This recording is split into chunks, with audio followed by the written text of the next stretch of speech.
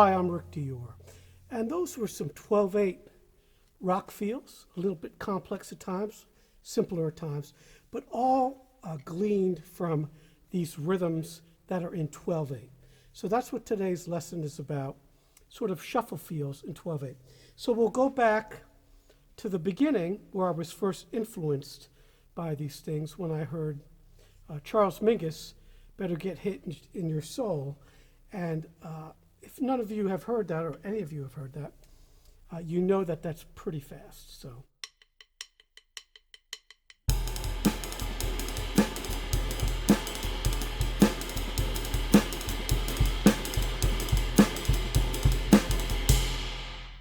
So pretty fast in the right hand, but the rest of the kit is playing a slower tempo like this.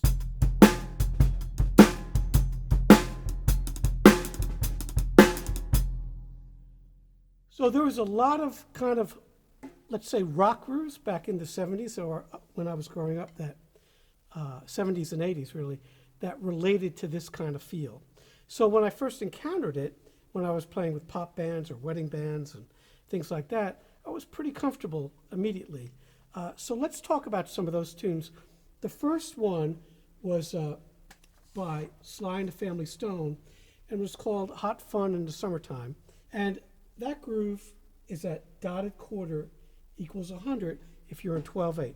Now I say 12/8 because instead of writing triplets in 4/4, we're thinking 1, 2, 3, 4, 5, 6, 7, 8, 9, 10, 11, 12, like that. So that groove sounds like this.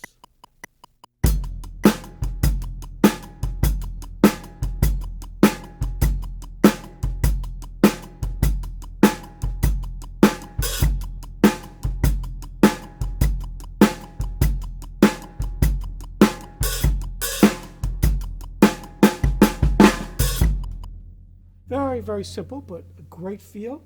And that drummer for that band was Greg Rico, a really great drummer. So one of the really great bands of that time period, dance bands, R&B, funk, that kind of stuff. All right. The next time I heard it was in more of a rock context with the great Jeff Porcaro playing with Toto in a tune called Hold the Line, which I really love that tune. It's got amazing energy. And that one's a little more complex. It's got 3 main grooves. It's got an intro groove, a verse groove, and then a chorus groove, and then the out groove, which is similar to the intro groove. So I'll play you the verse groove first. That sounds like this. And it's a little bit slower. It's about dotted quarter equals 96. 3, 4.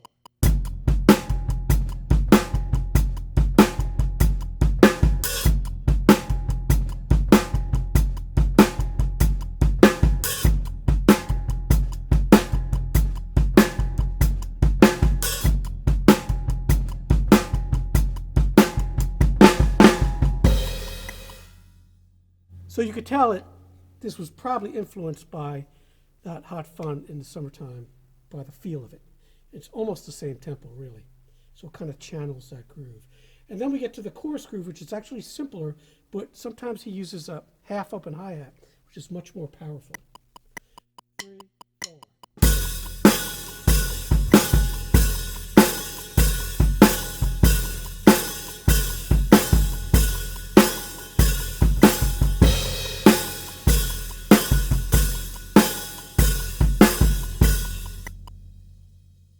And then finally, the outro groove, which uses a little bit more of a complex bass drum. So I'll show you that. 3, 4.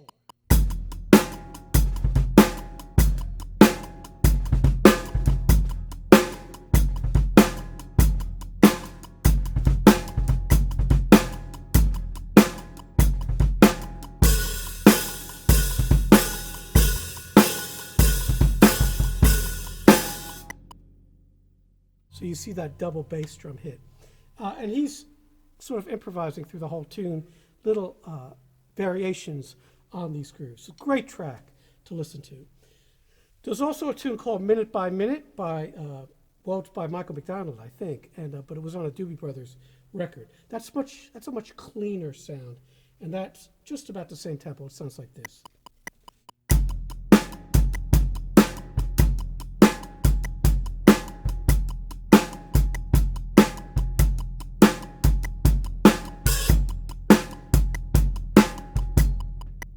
So that's the intro groove, and then the verse groove is also very simple.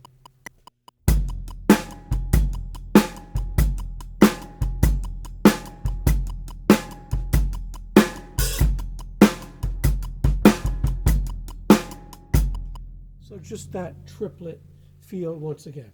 Then later on, there was a tune that's one of the biggest pop tunes ever by a group called Tears for Fears, and I believe the drummer's Manny Elias on that, but it could have been a drum machine too.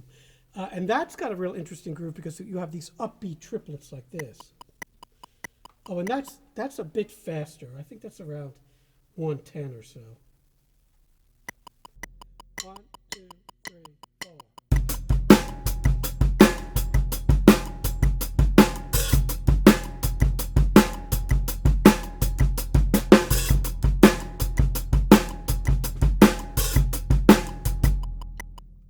So another really challenging but fun groove to play.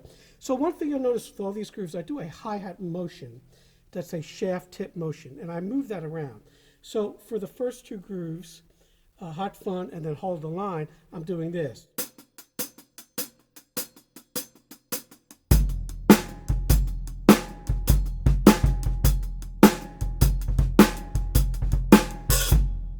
You don't have to do that. You can do all shaft like this. But that shaft tip thing really helps the groove a little bit more, I think anyway. And then for that last one I just played, the Tears for Fears tune, I'm doing alternating strokes.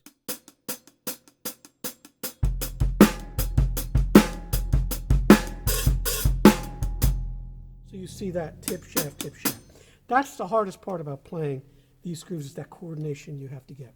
So we're going to talk a little about developing that coordination now. If you go to my book, in page 10, you see a bunch of these 12/8 rhythms. So what we want to do is work on these under this groove. So you just start out playing it dotted quarter equals 80 maybe. I'm going to do 100 to save some time now. But just put it on and play a couple lines and try to get this ostinato going. And then the foot will play the written rhythms. 3, 4.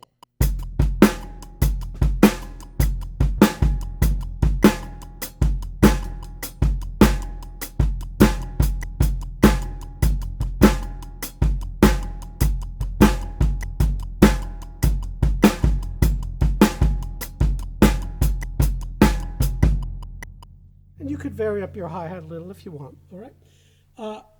The only tricky part to this, well, the really tricky part, is line 6, where you have these 2 against 3 rhythms. I'll play that for you. 3, 4.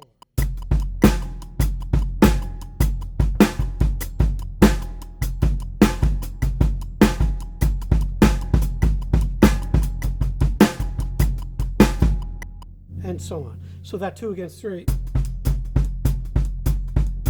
have to practice that quite a bit. It's really important to be able to do that. It's a very, very common polyrhythm. And then what you can do is go over to the cymbal and play something with your hi-hat. So these rhythms that are on page 73 are really interesting in this respect, because what you can do is play these upbeat triplet figures. There's a whole page of jazz hi-hat rhythms, and that sounds like this. So that's the first one, number 24. In that particular style. So let's see how that sounds. I'll just play the first line for you so you can hear that. 3, 4.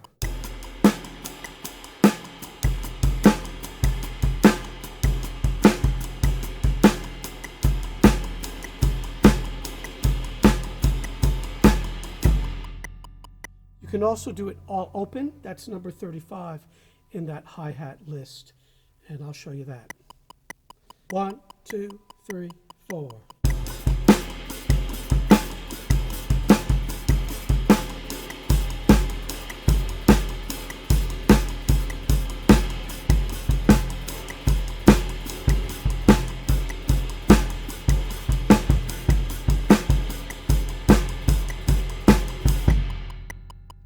That one's pretty tricky. All right, and then you can also take it over to the hi-hat now and do every other beat like that with your hand this time, and that sounds like this.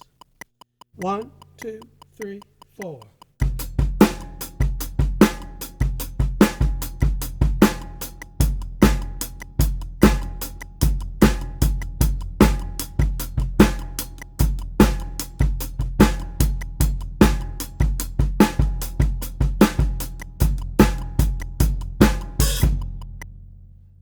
So another challenging one. So working on those will give you a great deal of coordination.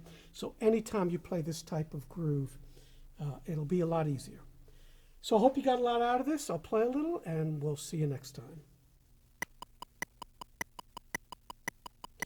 1, 2.